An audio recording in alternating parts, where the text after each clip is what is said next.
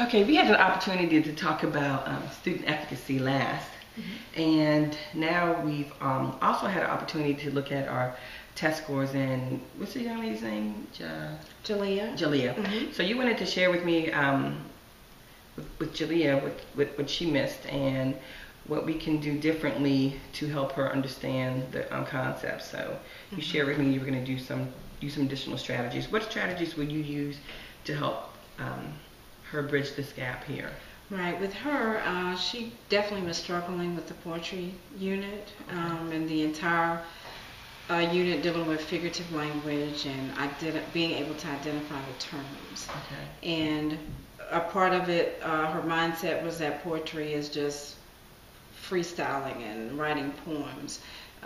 So we had to actually come together and discuss how, even when we talk sometimes, we use figurative language and we don't know it. So the two of us, we sat down and I just had her to share some things with me. And as she was speaking, I pointed out, did you hear what you just said? Oh, that's great. And she was like, no. And I said, well, you just used a simile. And you didn't even realize it. So the more she became clear that figurative language is not necessarily the enemy, it's something that we do unknowingly anyway, she was a little more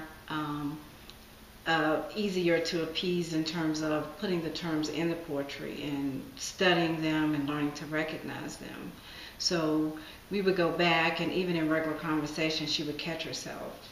Oh, was that personification, Ms. Rawls? Oh, okay. Or even with me teaching, she just, once she got the terms, she was able to recognize them on sight. And that, of course, helped her whenever she started to see those questions where it would have a poetry piece and the question may ask, is line 2 an example of onomatopoeia? She was able to realize then, okay, so it's still poetry, right? But I'm also getting the analytical part too, because now I know the terms. Well, that was great one-on-one instruction.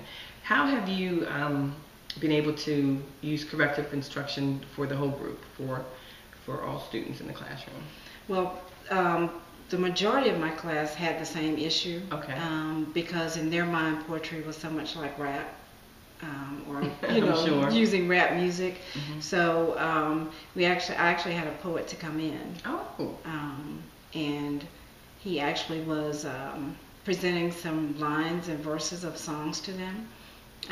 Basically, in their mind, they were hearing music, and they broke it down and realized when they saw the lines on paper, there the terms are. That line is personification, or this line is onomatopoeia.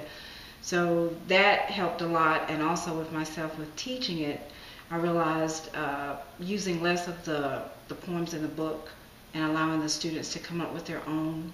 So like in a small group? Okay. In a small group, come up with their own free poetry, no direction, and then they would go back and switch papers and look at each other's paper and realize, wow, there is, I didn't even know I wrote that. Right. So that just gave them motivation to get those terms, and that helped them also to realize, this is poetry, this is figurative language, and it also helped me with teaching to realize how I have to kind of change up the way I. Oh, good. So that's a really good strategy. I heard you you mentioned that you had a poet come in, and I'm just curious about how your with matching your instruction and the rigor. They had the poet, so that was able to give them some real life meaningful connection, and they were able to get the feedback from the poet. So what other things have you put into your instruction to align that with rigor? In terms of the poet coming in? Or in terms of just, the students, being able to teach this concept or teach this indicator in a different way.